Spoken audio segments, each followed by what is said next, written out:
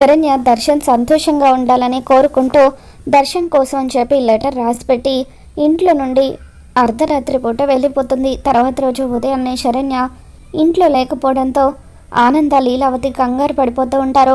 అప్పుడు శరణ్య రాసిన లెటర్ని మార్చేసి అనన్య శరణ్య లెటర్ రాసిపెట్టి మా అమ్మ వాళ్ళ ఇంటికి వెళ్ళిపోయిందంటూ కిందకి వస్తుంది. తర్వాత ఆ లెటర్లో ఉన్న దాన్ని చదువుతూ కావాలని శరణ్య రాసినట్టుగా దర్శన్కి మగతనం లేదని, సంసారానికి పనికిరాడంటూ శరణ్య రాసినట్టుగా అనన్య ఆ లెటర్లో రాసిందంతా కూడా చదువుతూ ఉంటే అప్పుడు ఆనంద ఒక్కసారిగా కుప్పకూలుతుంది. నిజంగా ఒకవేళ ఈ లెటర్ శరణ్య రాస్తుంటే నేను ఎప్పటికీ క్షమించను అని చెప్పి ఆనంద అనుకుంటుంది. మరోపక్క ఇంట్లో వాళ్ళందరూ కూడా నిజంగానే ఆ లెటర్లో రాసినవన్నీ కూడా శరణ్య రాసిందనుకొని షాక్ అవుతూ ఉంటారు. ఇక తర్వాత అనన్య తనే లెటర్ మార్చేసిన విషయాన్ని గుర్తు చేసుకుంటుంది. మొత్తానికి శరణ్య రాసిన లెటర్ని మార్చేయడం వల్ల ఇప్పుడు అది అందరి దృష్టిలో చెడ్డదైపోయింది. ఇప్పుడు నా నెక్స్ట్ స్టెప్ శరణ్యకి దర్శన్కి విడాకులు ఇప్పించడం. కొడుకు జీవితం కళ్ళ ముందే నాశనం అవుతూ ఉంటే అది చూడలేక ఆ ఆనంద భైరవి పూర్తిగా కుప్పకూలిపోతుందని చెప్పి అనన్య కాంచనకి చెబుతూ ఉంటే అబ్బా నీది ఏం బుర్ర, అసలు ఒక్క దెబ్బకి రెండు పిట్టలు అన్నట్టుగా అటు శరణ్యని ఇటు ఆనందని భలే దెబ్బ కొట్టావని చెప్పి కాంచన అంటూ ఉంటుంది. మరోపక్క దర్శన్ శరణ్య మీద కోపంతో రగిలిపోతూ ఉంటాడు.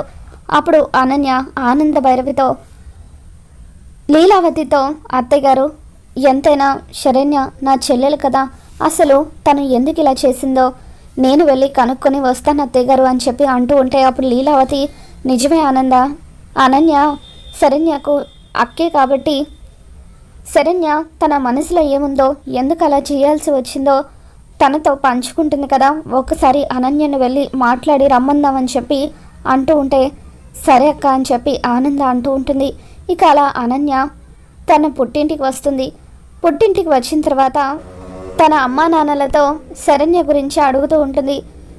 శరణ్య ఉదయాన్నే ఎంతో బాధగా ఇంటికి వచ్చింది, ఎందుకు సడన్గా వచ్చేసావంటే మాట్లాడడం లేదు, పైగా అల్లుడు గారు ఎందుకు రాలేదంటే ఆ మాటకు కూడా సమాధానం చెప్పలేదు, అసలు ఏమైందో నువ్వైనా చెప్పవే అని చెప్పి గీత అడుగుతూ ఉంటుంది. దాంతో అనన్య శరణ్య లెటర్ రాసి పెట్టి వచ్చేసిందమ్మా, అక్కడ ఏం జరిగిందో నాకు కూడా పూర్తిగా తెలీదు, కాకపోతే దర్శన్ సంసారానికి పనికిరాడని, అసలు మగతనమే లేదని చెప్పి ఏవేవో లెటర్లో రాసి పెట్టింది. దాంతో అత్తయ్య శరణ్య మీద చాలా కోపంగా ఉన్నారు అని చెప్పి అనన్య అంటూ ఉంటే లేదు శరణ్యని మనం చిన్నప్పటి నుండి చూస్తున్నాం కదా, తనెందుకు తన భర్త గురించి అలా రాసిపెట్టి వచ్చేస్తుంది, ఎక్కడ ఏదో పొరపాటు జరుగుంటుంది అని చెప్పి గీత అంటూ ఉంటే అబ్బో కూతురు మీద ఎంత నమ్మకం అని చెప్పి అనన్య మనసులో అనుకొని మనకి తెలిసిన శరణ్య వేరు, పెళ్ళైన దగ్గర నుండి నేను చూస్తున్న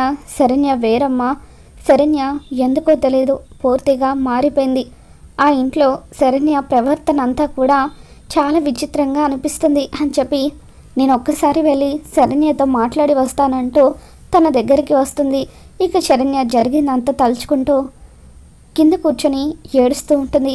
శరణ్య అంటూ అనన్య పిలవగానే అక్క నేను రాసిన లెటర్ని అత్తయ్య వాళ్ళు చదివారా, ఇంట్లో నుండి వచ్చేసినందుకు వాళ్ళు నా మీద కోపంగా ఉన్నారా అని చెప్పి అంటూ ఉంటే మామూలు కోపంగా లేరు, చాలా కోపంగా ఉన్నారు, మరి నువ్వు ఆ లెటర్లో ఏమైనా చిన్న విషయం గురించి రాసావా, మరిది గారి గురించి ఎంత చండాలంగా రాసావని చెప్పి అంటూ ఉంటే నేనేం రాశానక్క, ఆయన సంతోషంగా ఉండాలని కోరుకునే కదా ఆ లెటర్లో రాసి పెట్టి వచ్చాను, నేను చెప్పాలనుకుంది క్లియర్గా చెప్పాను కదా అని శరణ్య అంటూ ఉంటే అప్పుడు అనన్య నువ్వు మరిది గారికి మగతనం లేదని, ఆయన సంసారానికి పనికిరాడంటూ ఏవేవో రాసావు, అలా రాస్తే ఎవరికైనా కోపం వస్తుంది కదా అని చెప్పి అంటూ ఉంటుంది. దాంతో శరణ్య అదేంటక్క, నేను అసలు ఆ మాటలే రాయలేదు, దేవుడు ప్రమాణికంగా చెప్తున్నానక్క, అసలు ఆయన గురించి నేనెందుకు అలా రాస్తాను అని చెప్పి శరణ్య ఎంతగానో ఏడుస్తూ ఉంటుంది.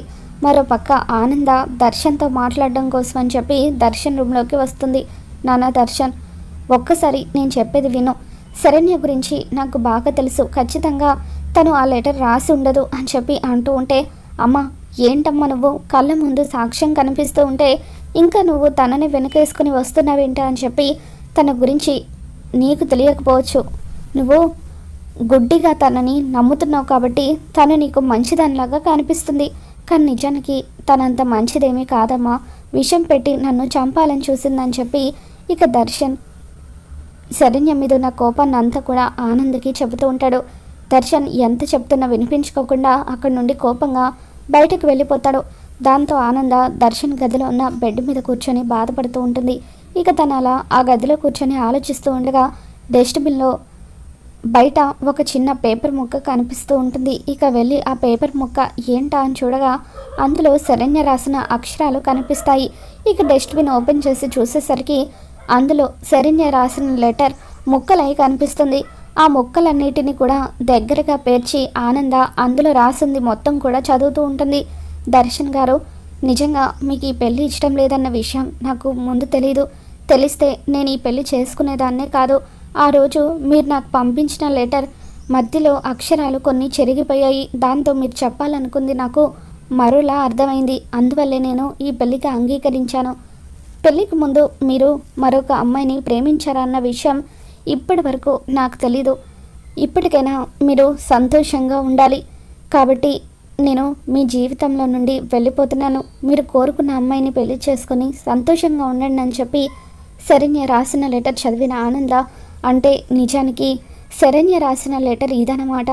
మరి దర్శన్ గురించి మొత్తం కూడా మార్చి రాసింది ఎవరై ఉంటారు అని చెప్పి ఆనంద ఆలోచిస్తూ ఇక వెంటనే ఈ పని చేసి ఉంటుంది, అనన్య అయి ఉంటుంది. ఖచ్చితంగా అదే ఈ పని చేస్తుంటుంది. నా కోడలి మీద బురద జల్లడం కోసమే ఇదంతా చేసి నా కొడుకు కోడలి జీవితాన్ని నాశనం చేసి వాళ్ళ మధ్య దూరాన్ని పెంచాలనుకుంది. దాన్ని అంతు చూస్తాను అని చెప్పి ఆనంద భైరవి వెంటనే బయలుదేరి శరణ్య ఇంటికి వస్తూ ఉంటుంది. మరోపక్క అనన్య శరణ్యతో, నువ్వు ఆ లెటర్లో రాసింది రాయలేదంటే ఖచ్చితంగా నాకు ఇప్పుడు ఒకటి అర్థమవుతుంది.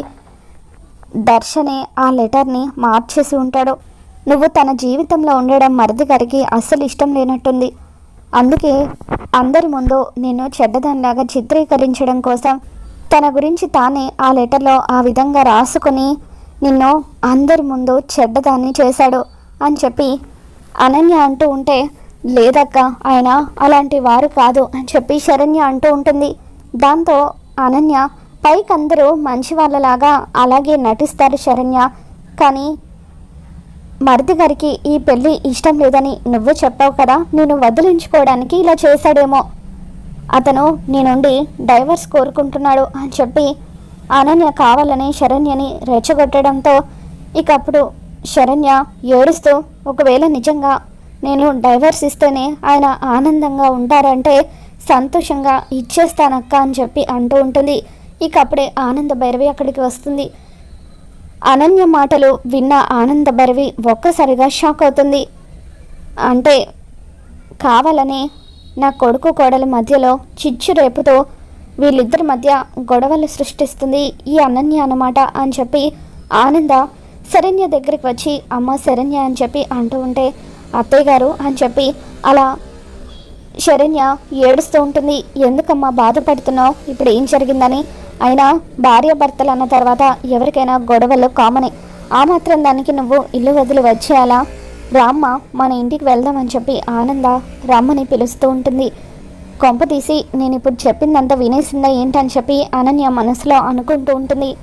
ఏంటి అనన్య, నీ చెల్లెలకి సర్ది చెప్తానంటూ నువ్వు తనని ఇంటికి రమ్మనకుండా అలాగే నిలబడిపోయి చూస్తావేంటి అని చెప్పి ఆనంద అంటూ ఉంటే, అవును శరణ్య, అత్తయ్య చెప్పినట్టుగా ఇంటికి వెళ్దాం పద అని చెప్పి అనన్య రమ్మని పిలుస్తూ ఉంటుంది. ఇక ఆనంద మాట కాదనలేక శరణ్య ఇంటికి తిరిగి వచ్చేస్తుంది. ఇక దర్శన్ శరణ్యని చూడగానే మండిపడుతూ ఉంటాడు. అమ్మ, ఇటువంటి నీచురాల్ని మళ్ళీ ఎందుకమ్మా ఇంట్లోకి రానిచ్చావో? నా గురించి లెటర్లో ఏవేవో చెడుగా రాసింది, అటువంటి దాన్ని మళ్ళీ ఎందుకు ఈ ఇంటి గడప తొక్కనిచ్చావని చెప్పి అంటూ ఉంటే, అసలు శరణ్య ఎటువంటి తప్పు చేయలేదు నాన్న అని చెప్పి ఆనంద అంటూ ఉంటుంది. నీ సంతోషం కోసమే శరణ్య ఇల్లు వదిలి వెళ్ళిపోయిందని చెప్పి అంటూ ఉంటే, నా సంతోషం కోసమైతే నా గురించి అలా లెటర్లో తప్పుగా ఎందుకు రాస్తుందని చెప్పి దర్శన్ అంటూ ఉంటాడు. శరణ్య తప్పు చేయలేదని నేను నిరూపిస్తాను అని చెప్పి ఆనంద అంటూ ఉంటుంది.